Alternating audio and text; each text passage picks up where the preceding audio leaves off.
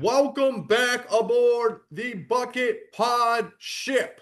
I am your captain, Clay Major, joined by my fellow captain of this ship, Joe Loesch. Joe, It's great to have you back. it's great to be back, ladies and gentlemen. A little bit of a IR stint for me this last game that broke me. I'm one of those competitors out there, like a young Baker Mayfield. Yeah. Better Clay, better Mayfield. That old saying. Yeah. Joe, great show last week in my place, man. Fantastic. I love this special guest, Boone. He did a great job, in my humble opinion. I think you guys did a good job not only steering the ship but keeping it afloat, man. Thank you. You're welcome. It's nice to have you back, Absolutely. for sure. You know what was not nice, Joe, was that Thursday night football game. After convulsing on a dentist office chair and then getting a wisdom tooth pulled, having a nerve pulled during the morning, I had a nerve pulled late at night, Joe. Yeah, so I was wrong in the beginning of the show when I said, from everything I heard, it's good. Everything went well. It didn't. Hmm. He almost Opposite. he almost saw God. Yeah, I thought I turned into Michael J. Fox there, dude. Could not stop shaking. Um, Horrible. I was in pain laying there. I was in pain towards the end of this game. The first part of it was terrific. Going to halftime, 14 to 13 against the 5-8 Atlanta Falcons when you're a 7-6 football team. Then you go on and put up 15 straight points. Looking good at that point, right? Yeah. 28-14. Kirk Cousins can't throw the ball more than 15 yards downfield. Can't do it. Like a lame duck. Yeah. Better than Philip Rivers, of course, but still lame duck. Then the Atlanta Falcons and Kyle Pitts in specific goes prime Sterling Sharp, puts a tight end performance that we have not seen since the 90s. The hit movies back then were Independence Day with Will Smith back when he was cool. And then the Falcons end up winning this one 29-28 in a heartbreaking fashion. The ship is sinking, Joe. What do we have to make of this game, my friend? Stop the tight ends, specifically Kyle Pitts. That was atrocious. I mean, it literally looked like nobody was guarding him.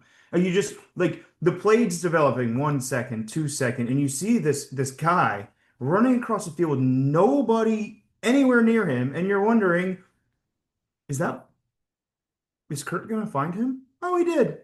To the tune of 6 catches for no, 6, 11. 11 catches for 166 yards and not one touchdown, not 2 touchdowns. But the hat trick. Hat trick. Hat trick. Throw it in. Last one he pushed Throw it off. in there. Okay. Clay and I both agreed. He definitely That was shoved.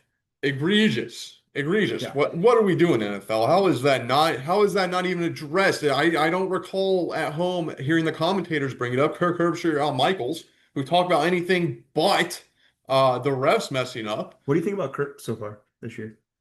Oh my, Kirk Herbstreit. Yeah. Kirk Herbstreit is like literally milk toast. What? I'm sorry, what? You know, Like milk toast? milk toast, right? Bland, but you eat it. Everybody needs it. It's good for you. It's not going to turn the needle. It's not going to go down, but it's sustenance. Okay. All right. Okay. Talks about his dog a lot too. He does. He It's does. like, come on, He dude. loves his Talk dog. about sports. Yeah. Talk about Yeah. sports. So Herbstreit falls into our dislike category here, Joe.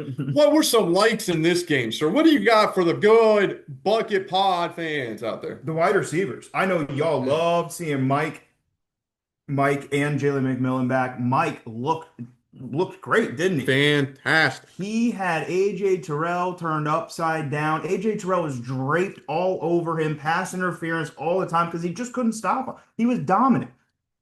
Talking 6 smack catches. too. Love Yeah, it. he Love to was. see Yeah, it. he was. He was Love fired up. 6 catches, 132 yards on just a 54% snap share, Yeah, right? but 12 targets. 12 targets. Insane. Yeah, 6 catches, 132 yards, Lit him up. which means I don't want to foreshadow anything, but he only needs 728 more yards to get to 1,000. I'm just saying he's got 3 games. That's doable, Joe. Okay. That's doable. And then Aim for the stars. Chris Godwin, 96% snap share to the two. He had 4 catches, right, for 20 yards, but he had a touchdown, and he had the octopus. He got that 2-point conversion back there too. Just having him on the Joe, field. you hit the word of the day. We got 420 on the board. Bingo. There it is. Bingo. And the octopus. And the octopus. The That's octopus. cool. I That's didn't mean cool. to steal your thunder. I know you like the octopus. The octopus is a really cool term. You're one of those It's a really cool scoregami play. guys, aren't you? Yeah. Yeah, I am too. Yeah. I am too. Yeah. Love the score comments. Another pass catcher we buy. We've Round pick. We've been harping on Devin Culp. Let's see him play. Lines up in the slot. I was facing the offense, and I saw Devin Culp in the slot, and I saw the linebacker, can't recall his name, and I said, Baker, I got it. And he ran the slant just like I pictured it, ran right behind the linebacker. Baker knew it. As soon as he snapped the ball, he knew exactly where he was going, and he lasered that ball right to Devin Culp, and he caught it because he catches balls. We got to put you as the offensive coordinator, Joe. Of course, if we did that, we would lose you in a year to the perennial playoff contender going forward. So, because you would make him a perennial playoff contender, apparently. Josh apparently isn't. Let's talk a little bit more about Devin Culp, man. Yeah. I think this is a guy that's eligible for some more playing time here. I think he's proven it, 29% snap rate. Yeah. I think that can go up. And I also want to ask a question. How hard is it as a grown man of that size, a great athlete too, to block? Because that's the only reason he's not getting on the field. So why can't you pull a guy aside and say, dude, we're going to teach you straight blocking? Doesn't have to be during the season. I get it. You know, it's 2 years in the league, albeit. But in the offseason, it's like, dude, take your game to the next level. You know that's a weakness in your game. So why aren't you, as a baller, as a doll, which we know you are, not thriving to do that? Yeah, absolutely. Love you, Devin. We'll see you soon. You're going to be a pro. Yeah, hopefully, man. That'd be cool. Yeah, second contract coming. Absolutely. Joe, what else we got with the likes? Likes. We like Tristan Wirfs looking dominant again. He really did. He played really well. He didn't catch a touchdown, though. No, he didn't. Can't get them all, Tristan. No. But Payne Durham didn't.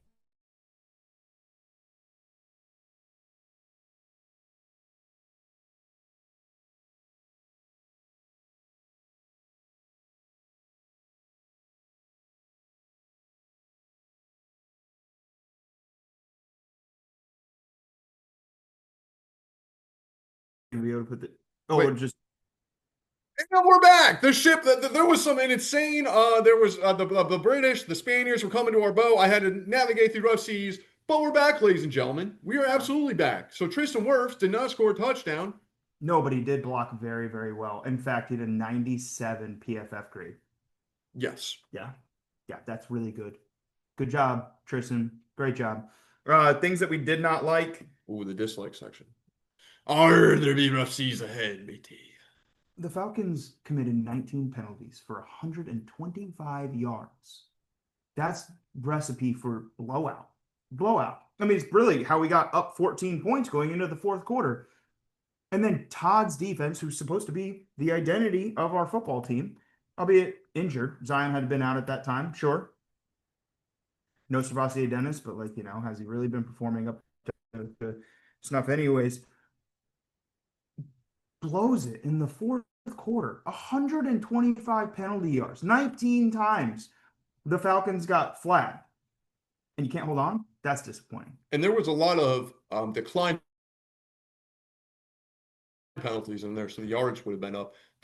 That was the second most penalized team since 2016. And do you know who the team was that was the most penalized team? The Bucs. The Oakland Raiders. Okay. But, Joe, full circle moment here. Do you know who they were going against back on that 2016 Southern Day in the year of our Lord? The Tampa Bay Buccaneers. Back when we had the Martin hamster. Doug Martin, R.I.P. The muscle hamster. R.I.P. He didn't like that name, by the way. Not to bring you down.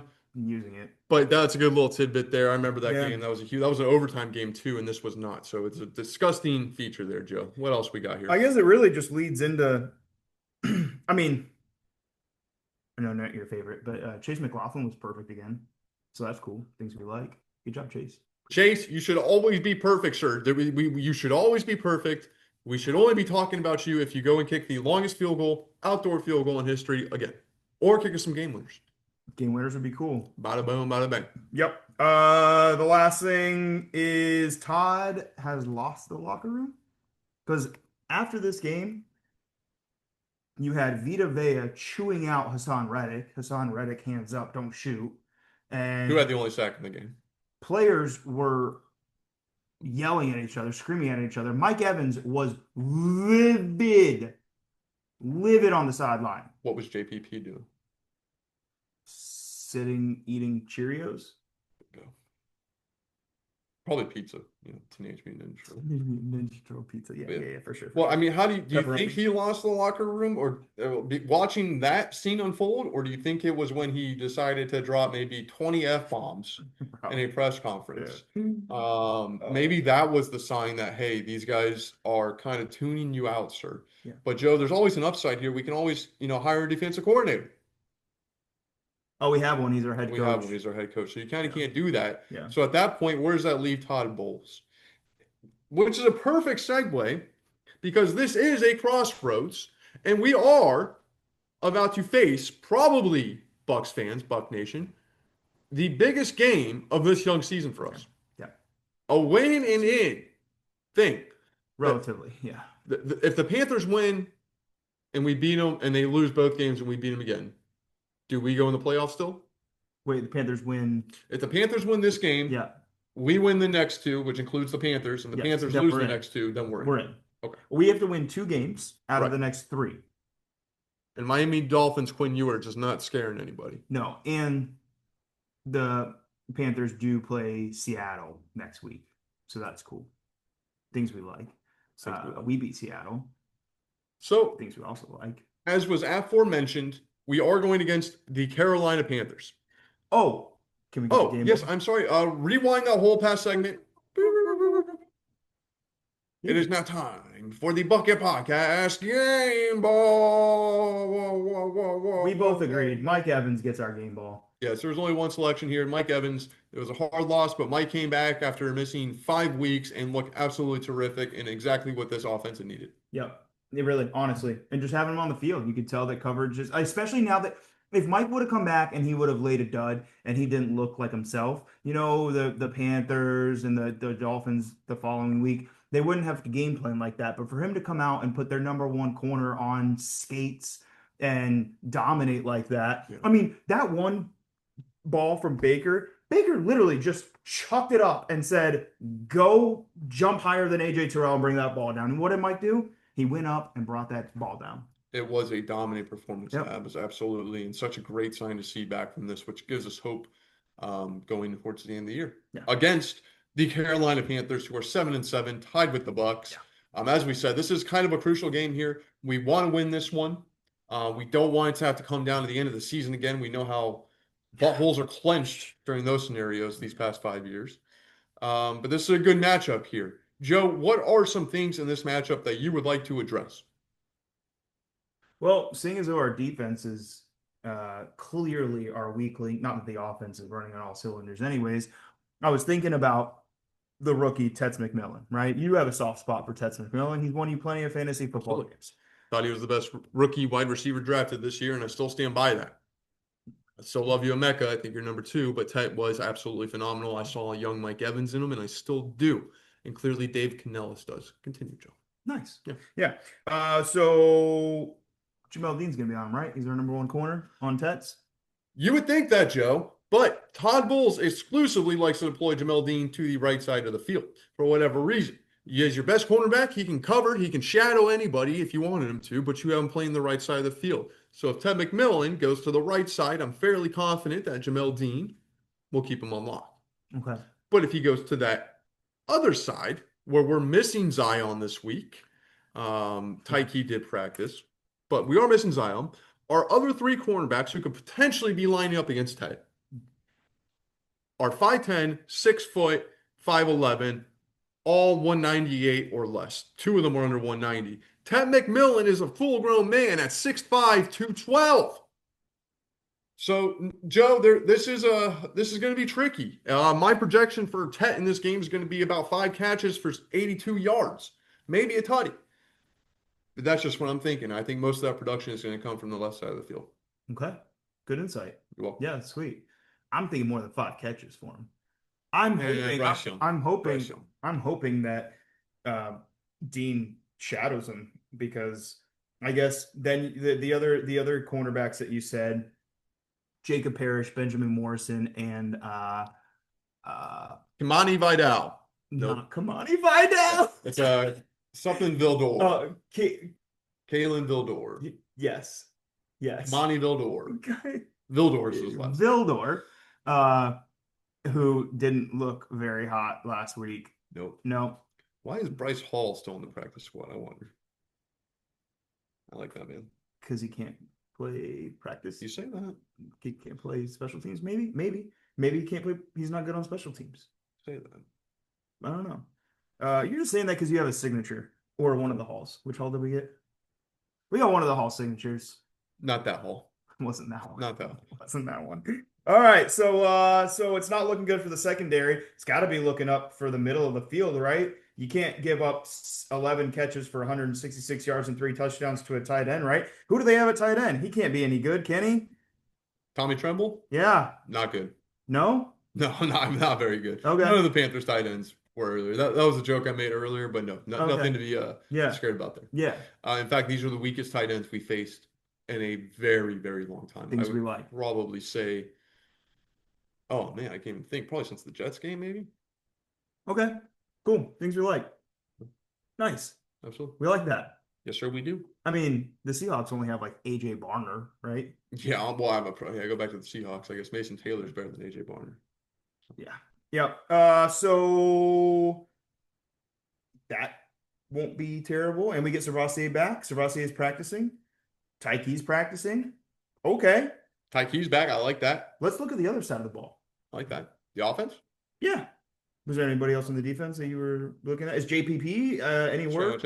Yeah, get him up there. He can't be can't give us any less production than anybody else is what they've been doing. Yeah. Absolutely. So the other side of the ball. No, before we get there, because you and I were talking about it before. Yes. I think Rico Dowdle is going to be productive. Rico Dowdle catches passes. What do the Bucs struggle against? Running backs that can catch passes. Clay disagrees. I disagree. I don't think Rico Dowdle is the biggest threat catching passes. He may catch 2 or 3 a game, but the yardage is just not there. We're looking at like 14, 22 yards. And you can say that, but Bryce Young doesn't really target his running backs. I think Chuba Hubbard is more of a threat to us than Rico. Okay. Personally. I think Rico, because Chuba's just got a little bit more muscle to him, a little more heft. I think that can push up. Rico's going to get that line pushed back on him with Villa. Yeah. I also think that Clay is blowing smoke up my you-know-what because we're playing in the fantasy semifinals this week, and I'm starting Rico Dowdle. So I think he's playing mind games with me. I won't bring up my running backs because it would just not make sense to anybody. But Rico Dowdle could have a good game. I just don't see it. Bucs run defense is good. The linebackers may suck, but Rico's playing 60% of the snaps. Chuba's playing 40%. So, yeah. So the other side of the ball. Somebody's going to have a good game running, whether it be Chuba or Rico. What do you know about Carolina's secondary? Carolina's secondary is not that great. No. Not that great. Not elite, not terrible. Not elite. What worries me there is Dave Canales knowing the system, only 2 years removed, or knowing at least the personnel in it. I think his system is probably not in place. Grizzard was there when Canales was there as well. So that could be something. That could be a John Gruden Oakland situation, if you will. You know, a little insight, but not too. I'm also not too worried, other than one particular player for the Panthers defense, about their front. They've only have gotten, Joe, 23 sacks, which is 29th in the NFL. Okay. So I think it's going to be a fairly clean pocket for Baker. But there is one name that scares me. May I guess? Please. Dan Feeney. Oh, I mean. Not on our team. But yes, Dan Feeney scares me every game. John Brown. Derek Brown. Yes, sir. That man is a monster. He's that man's a beast. He's leading the Panthers with 4 sacks. I get 4 sacks, not a lot, but this is a nose tackle like Villa. So it's essentially it's a huge man. Graham Barton is playing about middle of the pack football. Our guards are 2 off the street free agents practically. That's not an insult. I think that's facts. Insult, Dan Feeney. And that's going to be a huge battle that they need to address, and we need to win right away. And how are they going to do that, Joe? I think with play action, like I've been recalling for. You know, Bucky back, get Baker in motion, get him out of there. Yeah, I agree. Absolutely, the play action. I mean, Bucky had 16 carries last week, and that was cool. That was good. It was good to see. Sean Tucker, vulturing another touchdown from Bucky. Sean Tucker is a vulture. Is a vulture. I Hey, know. man, we get it. We steer the ship here, not you, lady. So, Joe, is there any other insights for the Panthers or Buccaneers game? No, I mean it's supposed to be nice weather, great football weather. Going to be in Carolina. I never really known Carolina as being like a disruptive home Nope. field atmosphere or anything like that. I think it really comes down to what we're going to see from Todd Bowles' defense after the collapse at the end of last week, led with his comments. And everybody has seemed to be all the players seem to be great supporters of Todd Bowles, but to what extent? I don't know. I guess we're going to see. We're going to see what he's able to do with them throughout the week, getting some pieces back, losing some pieces, and I think it's going to come. I think it's going to be a high scoring game. I do. No matter how well Todd Bowles coaches up the D and how well they play, I think they're going to give up points. And I think with the wide receivers coming back and Grizzard having a full arsenal, then the Bucs are going to be able to put up some points as well. Well, I hope so, Joe, because my key to win this game is the offense needs to score close to 30, if not over 30 in this game. Because Todd Bowles' defense right now, not going to reiterate this, but we're giving up 25.3, which is 25th in the NFL, 25.3 points a game. Not good. The last 5 weeks, it's been 29.3. So this have to be a high-scoring game here. When I was out with injury, and I was at home, I was watching The Dark Knight with the Joker, and he said a line, something along the lines of chaos is like gravity, it just needs a little push. So Todd Bowles, Buccaneers, this is your game. Show us who you are. This is what playoff runs are made of. You want the playoffs? Get in now. It's up to you. Give it that little push. Yeah, I love it. There you go. Great. Prediction? Prediction in this one. I got Buccaneers winning 30-24. Ooh, I got the Bucs pulling out 34-31. 34-31. That's great scores, Joe. With that being said, matey, these seas are getting a little rough and rowdy. But as always, we will be here to weather this storm with you, Buccaneer faithful. It is me, your captain, Clay Major, brought to you with, as always, your captain, Joe Lozier. Co-captains. Like, Clay. subscribe, hit that little bell button so it just pops up. But the Buc It Podcast is back. Oh, let me see what these fools are talking about. Come check in. Anyways, we love you. Thank you for watching us every week. We'll be back maybe it's Christmas next week, so we're going to have to work out what we're going to do there to get with it. But if we don't see you, have a Merry Christmas. If not, we'll see you after that. Love you guys. Thanks as always for watching. Go Bucs. Go Bucs.